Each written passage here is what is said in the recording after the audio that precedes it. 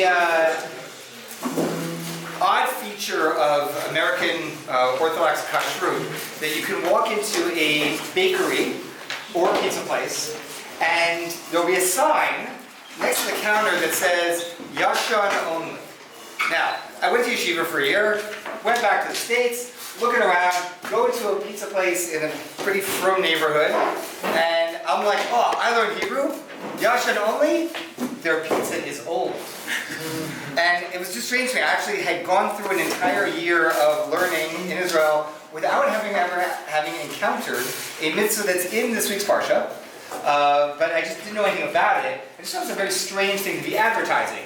Our baked goods are old, our pizza is old, but what is with Yashan and its counterpart, which is Chadash? So it comes right out of this week's parsha in Emor. It says,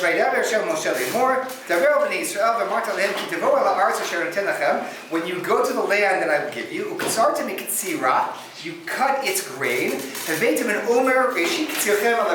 So you bring the korban ha'omer on the second day of Pesach.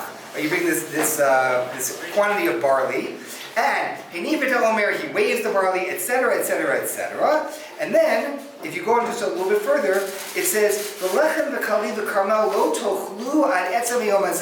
if you have grain, new grain, you're not allowed to eat it until this day. What is the day that the korban omer is brought? Second day of Pesach, right? So the 16th of Nisan, until that point that you can't eat the grain, says the Torah, until you bring korban elokechem, the korban of your God, which is this korban omer. And then it says something that should be very familiar, especially this time of year. You'll then count the omer from the second day of Pesach till Shavuot, etc., etc. Now, what this basically means is that we have a biblical prohibition against eating grain, newly sprouted grain, until such time as the korban ha'omer is brought. So if you have grain that has sprouted, it's been harvested, it's sitting in your silo, it's sitting in your bin, it's sitting wherever it's sitting, that grain is completely not kosher, or something you cannot eat until the second day of Pesach, the bringing of the korban omer, or in lieu of the bringing over, at least the day coming and going. We're not going to focus too much on that latter bit. Now, in Israel, this is not something you really have to worry about. Any reputable hefsher in this country will only be serving Yashan grain. Grain, you have to realize, grain lasts a long, long time. They found grain in Masada that goes back to Herod, that was apparently still reasonable. It's not the sort of thing that goes bad anytime soon. And in fact, in the US, this was not actually much of an issue through much of, let's say, the 60s and 70s. Why? The US was a tremendous grain producer at the time, and they were siloing grain. Meaning they would grow grain, farmers would take the grain, put it in a silo. Any pasta that a person ate, let's say in 1983, was probably grain that was grown in 1976, 7, 8, 9, late 70s. It would sit in a silo for 4, 5, 6 years, whatever it is. Hopeless. So, 4, 5, 6. Bottom line is that you wouldn't have a Chadash problem. And then, this is where geopolitics starts to change Jews' lives on a day-to-day basis. In the 80s, the U.S. opened up and started selling grain to the Soviet Union of the time, later the former Soviet Union. Russia actually has a long grain history, but an economy that wasn't really producing an optimal output. And so the U.S., having all this extra grain, was like, great, we'll ship it off. All of a sudden, Orthodox Jews, who until that point could just buy a box of pasta in the supermarket because it's 1983, come 1989, 1990, that's not so simple anymore. Because now, you might be buying pasta in, let's say, I don't know, November, that were things that were grown in June, harvested, dried, crushed, turned into pasta, hit the shelves in November, and you're eating Chadash. Why? Because from the time that that grain was harvested, there has not yet passed a second day of Pesach. Why is this law applied to flowers? Next thing, you're setting up. Great, excellent segue. Before we get to Caleb's question of Chutz La'aretz, we just need to take a little bit of a look to see what is considered rooted. In other words, this applies to any grain then the second day of Pesach, heter, applies to any grain that has rooted or onward. So if it's already grown, that's great. If it grew and was harvested, that's great. But that means though, let's say the second day of Pesach is April 16th, right? We'll just make April 15th as our Tetvav Nisan. April 16th is the date up. If the grain grew in December, January, February, it's winter wheat, so that's great. Then you just wait. Come second day of Pesach, you're good. Even if the grain has been planted and sprouted, and we're going to see how much sprouted, but it's planted and sprouted, come the second day of Pesach, that's also good. Our problem is going to be things that only get planted, only sprout, only grow in late April, May, June, July, August. Now you have a problem until next Pesach comes around. And so people who are careful about this will do something like say, listen, I learned enough about the industry to know that pasta that was grown from grain, pasta that was made, or any flour that was made from grain, that was grown after Pesach probably won't hit the shelves until about Labor Day. What you'll do is, if you're careful about this, you load up on bags of flour, anything with flour in it, any pasta, whatever else, during the summer, and know you have to get yourself from Labor Day till more or less, till Pesach, and then after Pesach it'll become winter again. That would be the way to be careful about it. Now, how grown is grown? So the Truman Adesh in the source, the second source, Baishi Yizru Kadeshi Yisharish Kodem Yom HaNef Hainu Shloshi Yom. Truman Adesh says that it's any grain that was harvested or even grew 3 days. So if it sprouted any time before Yud Gimel Nisan, you're in business. Rabbi Kiva Eger says Tomoli Anakaimalan de Shiur Klita Shtei Shabbatot. It actually has to be 2 weeks. So this is just a question of like, you're a farmer, you're growing grain, or you're a person who wants to buy it. When exactly did this sprout? If it sprouted, let's say the Kulei Alma, if it sprouted 2 weeks before, it sprouted before, which one is Nisan, you're good. After that, we start to get into a question. Now, Caleb raises the issue of, yeah, but this is an agricultural law for Israel. I already noted to you that in Israel we don't generally have a problem because reputable Hasherim only use Yashan flour, so you're fine. So why am I even worried about this outside of Israel? I don't worry about Shemitah outside of Israel. I don't worry about Truman and Masr outside of Israel. Like, it's easy, right? Except it's not. Go to the Mishnah in Orla, source 4. Safek Orla be'eretz Yisrael aser v'stuya mutter. Chadash aser min haTorah b'chol makom. It's an explicit Mishnah. Chadash is aser everywhere, not just in Israel. This is an unusual agricultural law that applies across the world. Anybody come up with another one, another agricultural law that will apply anywhere? Yeah, is that agricultural? That's more like you're working with it. What? Good. So kill some kilayim, right? But what about Orla? Orla's also. It's inside Israel, outside of Israel. Not every agricultural law has to be in Israel to be forbidden. So Orla, if you plant a fruit tree in your home in Florida or whatever, so you have to wait till 3 years have gone by, etc., etc. That tree is Orla. It's Asur Midoraisa, and there's no way around it.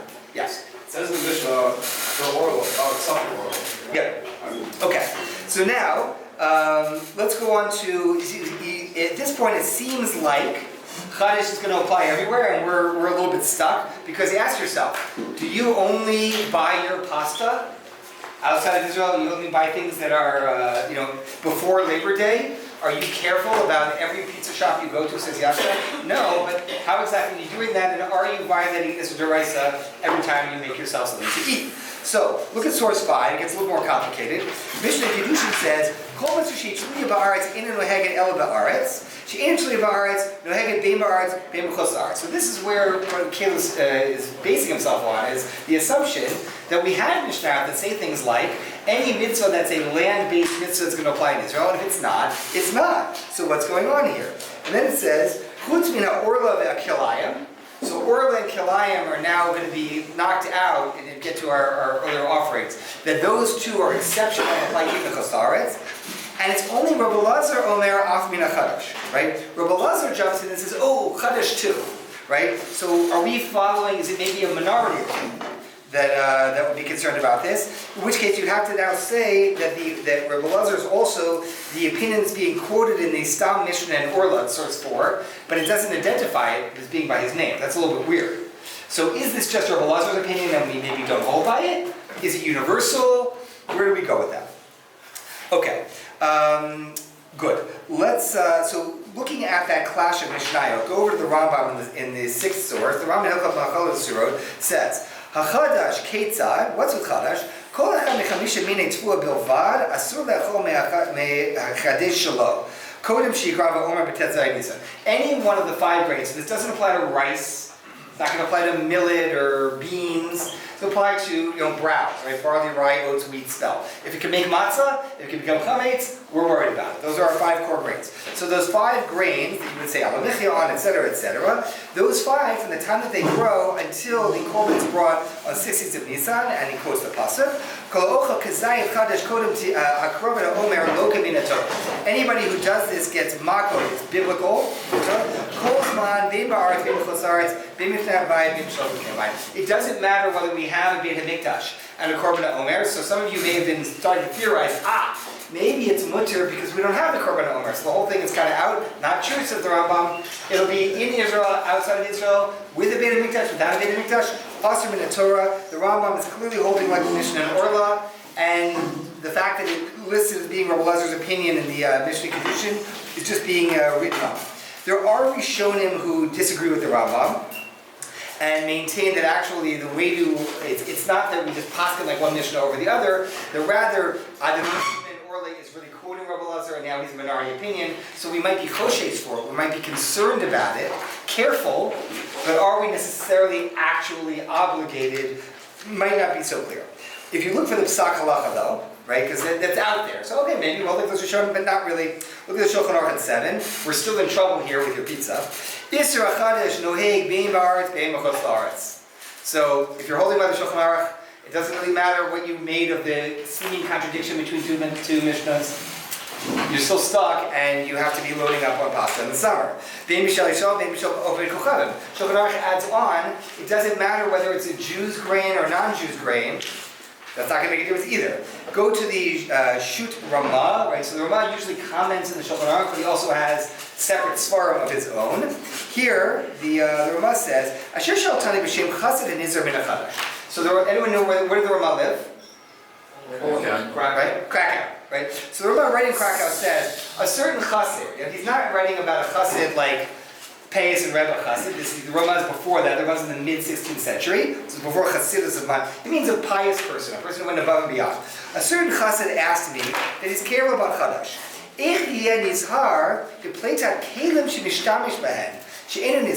What does he do when he goes to somebody else's house? Says this guy. I live in Krakow. I'm careful about Chadash. My friend invited me over. Are his dishes trained? Because my friend is not careful about Chadash, do I now have to worry that his dishes have absorbed something that's Asr min Torah? Says the Ramah, the Kalim have absorbed. Nireli de'ein lachush kokach. Don't worry about it so much, says the Ramah. So the Ramah is giving us here, it's just a suffix d'Rabbanan, right? So why is it? Because he's holding not like the Shulchan Aruch, who's holding like the Machaber is holding like the Rambam, that this is Isser Torah. The Ramah says, The fact is that the one way to reconcile those two Mishnayot is to say, one Mishnah says that this is Asr everywhere, the other one says it's the opinion of Rabbi Elazar. We don't actually hold we do a Raisa outside of Israel. The Chadash is enforced. It's a D'Rabbanan, and now we have a suffix about a D'Rabbanan. Why? Because you don't know that the other guy whose dishes you're eating off of necessarily was using Chadash stuff. It might have been Yashan. You don't really know. So put together, says the Ramah, that it's a D'Rabbanan, and it's a suffix about a D'Rabbanan. Suffix D'Rabbanan is? Good, I'm glad you went to Shiur last week. Excellent. So, also, even if he had some Asr flour in there, it's probably batel in the other stuff he had on his plate. You never really know. There's any number of ways to work this out. It's just a chumrah, says Ramah. Says Ramah, if you're worried about, am I consuming Chadash? Don't worry about it. He says it's a nice chumrah. At least for Ashkenazim, it's a nice chumrah. Now, what is Jacob Shama going to do with that? Because the Ramah is basically useless to you. Maran Machaber, paskin differently. The Rambam paskin differently. I hope your pizza's old, but we'll see what else we can do. Now, so we go on to the ninth source, which is that the Ramah has now titled this as basically it's a. Look at the Shulchan Aruch. He right now gave it to us as a chumrah, as a something that Prushim do, that people are very careful. It's a suffix by Dirabanan. Comes on the Shulchan Aruch and says the following in 9. If grain has not rooted itself before the 16th of Nisan, we saw 3 days, 2 weeks, whatever the time is, Asura Omer Abba. It's Asur until next Omer, next year. Says Rami, Kol Stam Tua Shari Lachaveta. What's Shari? What? Permitted, mutter. Right? He says any Stam Tua, any regular grain is mutter until after Pesach. Because Steika. Now, hopefully you got to some steak in Ksubas, right? So steak is a double suffix, but it's not a stam double suffix, it's a hinging suffix. If X, then we're okay. And even if not X, you can hinge and say there's still this. So he says it's a steika. Suffix he mishana sha'ara. So im tinsaloma mishana zu mikomakom dilma nishusha kodem omer. Says the Ramah, there's a double suffix here, a hinging double suffix. Suffix, the grain that I'm eating might have been from last year. This is old grain. And even if it's from this year, maybe it had already rooted before Pesach. So I'll say Sveika. Is it kind of the same question? Beautiful. So Leo nails it. Comes along Leo and Rabbi Kiva Eger. Anytime you're in the same breath as Rabbi Kiva Eger, Leo, you're doing very well. He says, call it Sveika. Tama, I don't get it. It's only one problem. The question is it before the date or not? Just that's two versions of the same. Is it before the date because it rooted before the date? Is it before the date because it's from 3 years ago? It's all the same question. It's before the date, it's not before the date. There's only one suffix here. What does it matter if it's from last year or but it was before the Omer? That's all one suffix. There's no steika here. Or Moshe Isilis. What were you thinking? That's a good question. So now, so turn over the page and keep going. Oh, I've got plenty of time. This is great. I was a little bit worried that maybe I'd come in overtime, but I think we're going to be quite fine. So good. So there are different ways to go about this. Rabbi Kiva is pointing out that it doesn't seem to really be much of a steika. There is a piece in Soloveitchik's writings in Harei Kedem that quotes the Rav as making one distinction to try to bail out the Ramah against the scathing question that Leo has offered, right? And Rabbi Kiva, which is his idea is that maybe there are really, in this classic Brisker Lovdos, maybe there are really, these are two different steikot because they're two different heterim. There's one heter of grain that is old. Okay, right? It's old grain, it's already had a Pesach come by. There's a second heter of grain that has not yet even been harvested. You have to separate between grain that's been harvested and subjected to a Pesach, it's older, versus that which is in the ground, has sprouted, and is going to be given a proactive heter before we even harvest it, before it's even ripe. You say, this is good enough. By separating between those two, you say that the ones from last year, the older ones, already got their heter because they had a Pesach come by them. They had a Hakravat Omer, they had an offering of an Omer in the past. The ones that are existing now are not part of any Hakravat Omer, but they happen to have been sprouted. They are they were, as it says better, they are non-Yashan seeds. They're Chadash seeds, but they already exist in the world. They're no longer just as seeds, they've sprouted. If you make a distinction between sprouted grain and older grain that's already been harvested, then you can say, oh, maybe there's a steika here, right? Akviazi, it's still hard. I think that I prefer the question to the answer on this particular one.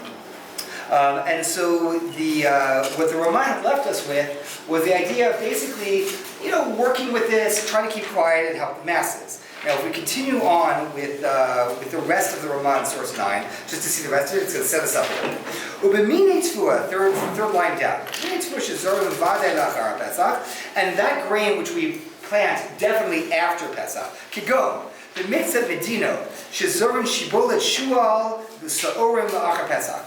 In those countries where you plant shibolet shual is oats, right, and se'orim and barley after Pesach, where would you do that? And around here, by the way, you should know, like, barley has grown by Pesach. That's why it's the Korban HaOmer. So what kind of place would you be growing barley in May or June? What? Yemen? Oh, I didn't know that. Cool. Okay, I learned something. Okay, think about it. Anywhere that's colder, right? Israel has a climate in which it gets warm enough for barley to begin growing in, let's say, March. Wheat is generally afterwards, right? Wheat is growing a little bit later. But if you're trying to grow grain in Russia, right? Canadian, when you talk about whiskeys, Canadian rye, they go good rye. Why is Canada a country that produces much more rye and much less of other fermented drinks, right, or distilled liquors? Because Canada's cold. Rye is a very hardy grain. It also grows later. So they're not expecting anything to be sprouting in March. They're expecting it to be sprouting in April. Things are going to sprout in Canada in like June. So okay, they have a rye harvest. It's not a breadbasket of other grains, but they can get some rye in the summer. And Canadian summer rye turns out to be actually, I think, pretty decent. Now, the point is not a whiskey recommendation as much as you have to know about the growing season of the place you're in. If you're in Krakow, if you're in the Pale Settlement in Russia, so a lot of these grains are only going to come around well after Pesach. Says the Ramah, we are now geographically disadvantaged because just the way the seasons work. Right now, Jay, you have a question? Somebody had it. Scott. Didn't the first remote we saw in the Shiur of I'm sorry, start over one more time? Didn't the first remote we saw in the Shiur of say it was just a something derived of the kula? Yes. So it's an interesting question I wasn't going to address, but in one place the Ramah is giving one answer, another place he's giving a totally different answer. It's clear that he's looking to find a heter for all the people because he's living in the northern latitude and they're stuck. Right? This is a difficult challenge if you're living in an area where this is when things grow, and unless you have, and we live in a wonderful society where we're well off, and a person can say, okay, if I want to be careful about this, I'm going to buy. If you're living month to month, and you're depending on the grain that's growing now, you're a farmer in the Pale of Settlement in Russia, and the grain is only going to grow after Pesach, and you have to say, all of this year's grain, I'm not going to touch any of it till next year. You have to basically have a year's worth of food stored up. That's really, really difficult. This is hard stuff. Right? You know, happens to be some years ago I went to Minnesota, and I was driving up through the state, and I noticed that in Minnesota, it's just an oddity. Trees will just be felled, like big trees, just falling down, lying on the side of the road. And I asked somebody about it. Turns out that the reason Minnesota has so many fallen trees is Minnesota only has about 1.5 inches of topsoil. Why does it only have 1.5 inches of topsoil? Because back in the Ice Age, glaciers, a massive glacier scraped all the dirt out of Minnesota into Iowa, which is actually why Iowa is so fertile. So somebody should start a campaign to repatriate the dirt back to Minnesota. It all got scraped into Iowa, made Iowa really fertile. Minnesota is sitting on 2.7 billion-year-old bedrock. And there's a little bit of dirt on top of it. So they grow some soybeans, they grow a few things, trees fall over. Anyone know the state motto or the appellation for Minnesota? It's the land of 10,000 lakes. Who said it? Bonus. Great job. Why is it's actually just so you know, it's over 11,000. Why is Minnesota a state with 11,000 lakes? So imagine when you have a basketball court, newly paved basketball court, and then you have a sun shower. What do you get? Because the court is really good, it holds water, and you get all those puddles, right? When you have a state that's all bedrock, water falls from the sky in the form of rain, it has nowhere to go. It just pools. It sits there because there's nowhere for it to sink into. There is no dirt. It's just rock. So it gets all these lakes, and there's a little bit of dirt on top of it, but it means that in these sorts of climates, if you're in a northern place, it gets cold, it's cold for a long time, things only grow in a short season in the summer, things can only grow that can handle shallow soil, and so on and so forth. All these factors are going to totally throw on its head the Torah's vision of what's happening now in terms of our ability to grow something and then have food for the summer. So going back to Gabri's question, what are you going to do? If you're the Ramah, you have to find a heter. Because Iowa have all the dirt from Minnesota, does that mean they have an abnormally little amount of lakes? Yes, I think there's almost no lakes in Iowa. It is incredible farmland. It's like a breadbasket in the United States. There's a lot of corn growing in Iowa. Iowa's actually the one place I found, into 49 states, right? Iowa's the one state I found where the higher level of fuel, of gasoline, is cheaper than the lower level. Why? They grow so much corn that ethanol is so cheap that silver grade gasoline, which has ethanol in it, is cheaper than regular because corn is just abundant. It's an incredible growing state, very little in the way of lakes because it's a lot of dirt. It's okay. What's the one state you haven't been to? West Virginia. I'm getting this summer, next summer. So, all your time? I'll tell you, just fill in. It's been like over time, I think the West Coast and the East Coast, I got to a lot of places. Over the last 12 years, I've been filling in the remaining states. I was saving West Virginia of the last 7 or 8 that I found to be less interesting. They're all interesting, but less interesting. It was the most interesting of the least interesting. So I saved it for number 15. I'll get there, God willing. I have a few ideas of what I can do there. Okay. In any event, so back to Gary's question. The fact is that climate and Jews living outside of Israel is now causing us a large problem if you want to be able to eat during the course of the year without having a year's worth of grain saved up. And so if you are Ashkenazi and living north, the Ramahs try to help you. If you're Sephardic, you're at this point stuck. So what are we going to do? Let's keep going in the Ramah. He says, good. As Yeshua Hachmir Achar Katsir, Imlo Shein Dalton Neulo Verova Tua Ba'am Makom Acher. He says maybe like if the grain is coming from elsewhere, Shazor Kodem Pesach, that would be another way. Maybe I'm eating grain that wasn't grown here locally. It's imported grain. I'm in Norway. I'm growing a grain in Norway. We're importing from Spain and Turkey, and there maybe it actually sprouted before Pesach, and that's by heter. So we have a steak. We have maybe it's a safek d'Rabbanan when you're eating in somebody else's house. Maybe the grain you're eating was actually imported from elsewhere if literally the gates of the country are not closed. In a time or a place where the days of winter continue until after Pesach, and basically they would plan everything after Pesach. He says, in that case, you're kind of stuck, you should be careful. He says, but, says the Ramah, as a public policy notice, just because you know this, maybe don't tell your neighbors if that's all they have to eat and drink, because, well, that's really hard. If you know that your neighbors only have what's probably Chadash grain, don't tell them this. Why? What are you going to do? Do you have grain to offer them? Are they going to starve? Maybe that'll be quiet. And next year, you'll share with them some suggestions. So that's where we're at in the Ramah right now. Turn over the page, and we're going to get to a couple of other options here in the Meiri. So, the Meiri is bringing us actually a different difficulty. So the Chadash nireh she'avhu nahog b'shel goyim. He says you can't claim, this is based on the Mishnah we saw earlier, he says, some people would say, well, maybe it's only Jews who are growing grain in these countries. When the Mishnah says the Chadash is applicable outside of Israel, maybe that's for Jews growing. But if a Gentile grows, what do I need to worry about that, right? Says the Meiri, I don't think so. Chadash nireh she'afshu nahog b'shel goyim. Harei amru sham kol shu chovat karka enu noeg b'chutz la'aretz chutz me'or v'kilayim. Rabbi Lazar then said, Af Chadash v'shalu ba b'talmud hamarav. Right, this Yerushalmi, amai lo tani chala. Right, get back to Ari's question. Right, what about chala? Should that be considered? Shenoheged b'chutz la'aretz v'tirates lo tani el dvarim noegim b'Yisrael uvegoyim.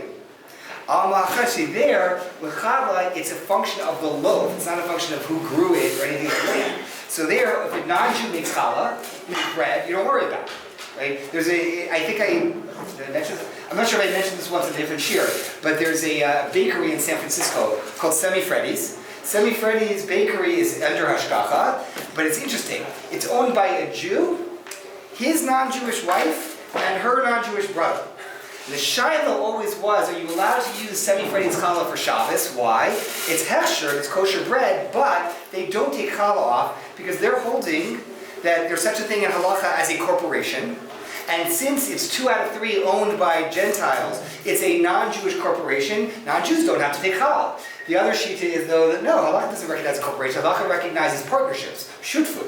If it's a partnership, that means 1/3 of the dough made by semi-freddies is subject to challah, and so therefore we cut it off, and therefore we couldn't use it Friday night because it's not a whole loaf anymore. So we buy semi-freddies bread, slice off a bit, say that's our challah, put it aside, make motzi on like 2 matzahs or something, and then eat the bread as part of our meal. But it was tricky. But it's exactly this question of, is it a function? It's a function of who's making it, as opposed to, or the dough itself, I should say, the ownership of the dough as opposed to the lamb. Says the Meiri here that. That's a difference with challah. The fact that we made the distinction of challah, it's going to be okay if it's made by a non-Jew and they don't take challah off. But it didn't mention anything about Chadash. Says the Meiri, the Beis Bechira, it seems that it would apply to Chadash even grown by Gentiles. He says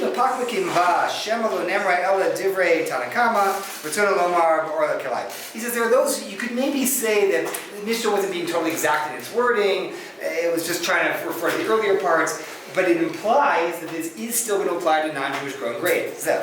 For Shabbat, if you're going to use any bread that's textured, that you also have to make sure it was taken call out. Even if you went to the supermarket and bought like a bagel that has a kosher symbol on it, but like you want to use that for most, you can't. Like made by non.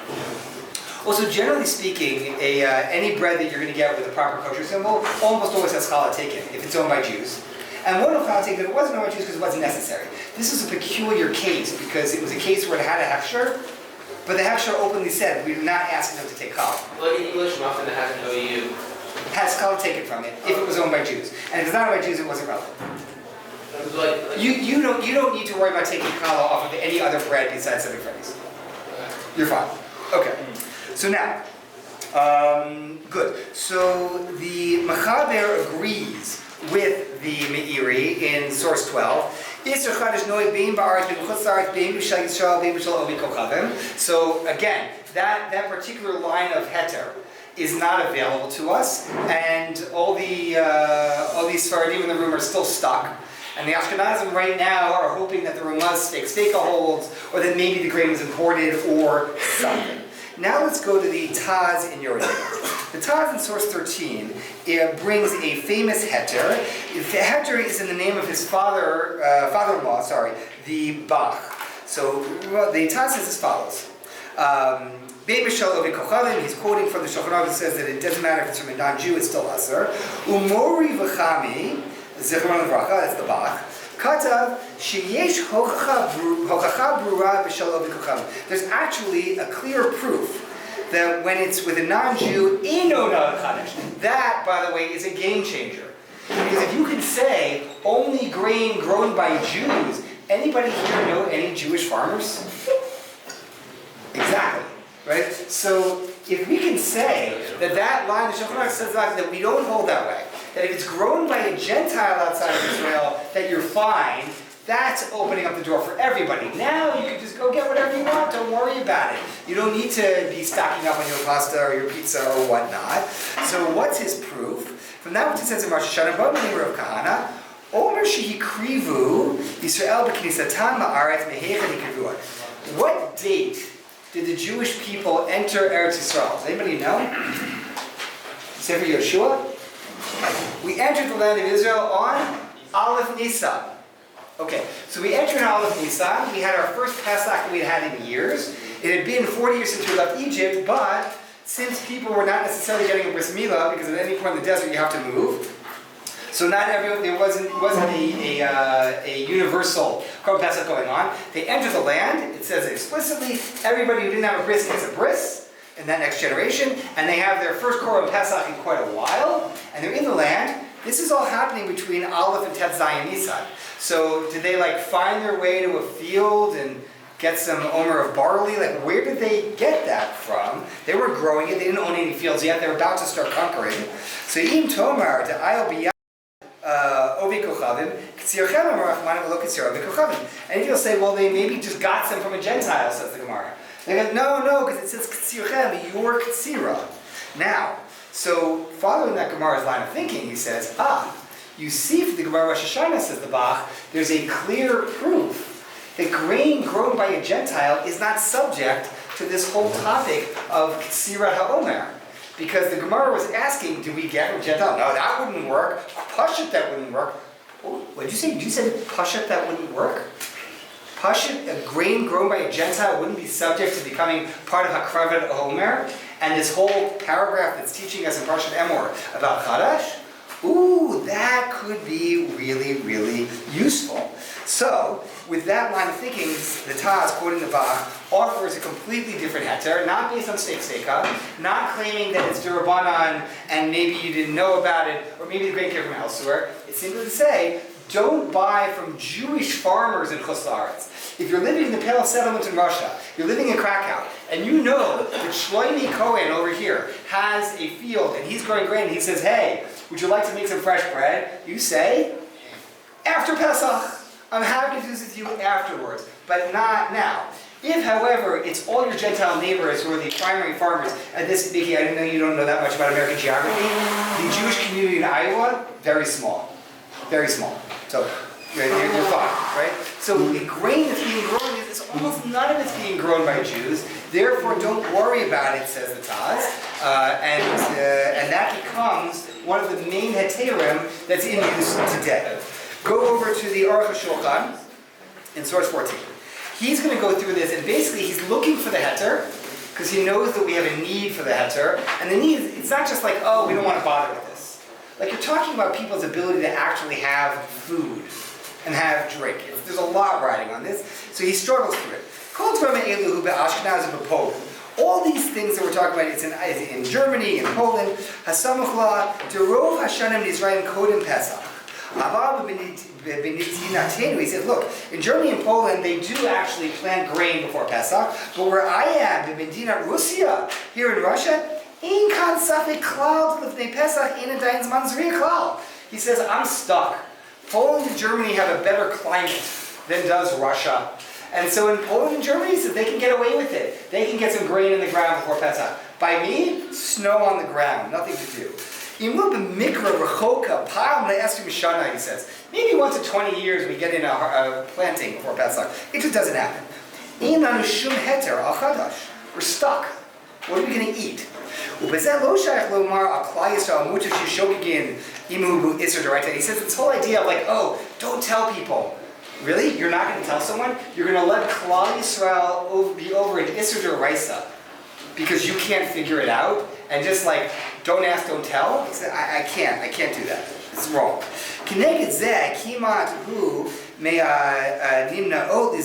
says, however, almost nobody is careful about this.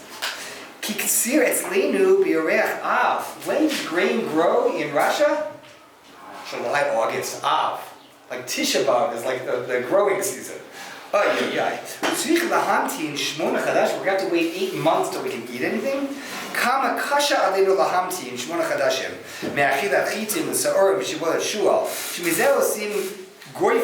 So he says, look, we can't wait 8 months to get our wheat and our barley and our oats because we're not going to have our greifen.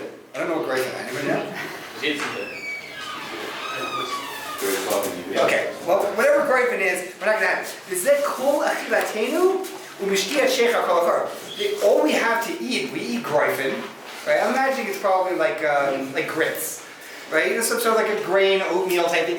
That's a main staple for us. And what do we drink to be able to have something that we can drink? We drink beer all winter. Now, they're not drinking beer, just so you know, they're not drinking beer all winter because, like, party time in Russia, right? They're drinking beer all winter because there's been a constant problem until very recently that most water sources for most of the history of humanity are polluted, right? People go to the bathroom, water sources are polluted, you drink the water, you're going to get sick. What are your options? Fermenting. You can ferment grain or say into a beer. And if you're having like a light beer, you can add water to the beer. So now it's extra light beer, but the point is the alcohol will kill the bacteria. Or if you're in a grape growing region, you make wine. And thus, mosgin lo hakos, right? That's what we always talk about, that you take the wine, you water it down. Why did they water it down? Some of you have heard this from me, but it's a point that bothers me. Why? Everyone says, like, well, why did they water down the wine in times of Gemara? And you'll find educated people who say, because their wine was very strong back then. Nonsense, no such thing. There is no such thing as a wine on planet Earth that's more than maybe 16.5%. There's no yeast that can survive that alcohol. It doesn't exist. Whenever you see a Gemara that says that they watered down the wine, it's because they made wine like we do, 13, 14, 15%. They then weren't trying to drink wine the way that we do, drinking a glass of it and saying, wow, it's enough, I've had it for the night, that was a good Kiddush, but I'm ready to go to bed Friday night. Rather, no. They take the wine, they water it down 3 or 4 parts to 1, and use the shock of the alcohol to kill out the bacteria. So they're drinking wine all the time. 5-year-olds are drinking wine all the time. Everybody's drinking wine all the time, but they're drinking very, very light, watered-down wine, just because they need a little bit of alcohol to kill out the bacteria. He says here they're drinking shechar, what is it, kol hachoref? V'shtia shechar kol hachoref. They're drinking beer, watered-down beer, but beer all winter, because that's the only way to get a safe water supply. Did you hand up? Oh, okay, good. Maybe we're just volunteering for a beer? Only some people are careful about this. It's very, very difficult. Living where we are, he says, it's just impossible. But I can't live with, let the Jewish people just violate an Yeshivat Orayta and not say anything. But what are we going to do? By the way, what's the other alternative answer? Be a Zionist. Get out of Russia. Lachein kamu gedolei chochmei Yisrael. Sorry, it's one of the major forms of Bittul Torah in our yeshiva, and I've just done it. So, lachein kamu gedolei chochmei Yisrael liptzo heterim halo sifratam. He says, so gedolei Yisrael have been struggling and trying to find heterim to make life livable for everybody else. V'rabim banu al heter she'enu noheg b'shal akov. Some people, many people, built that heterim on the idea that maybe if it's not Jewish grown grain, who told us that? The Bach, quoted by Yisrael Taz. So he said many people built on that. The hater hazeh kasha lismoch. He says, but it's really hard for me to rely on that. I want to. It would be great. It's feeling kind of distant. He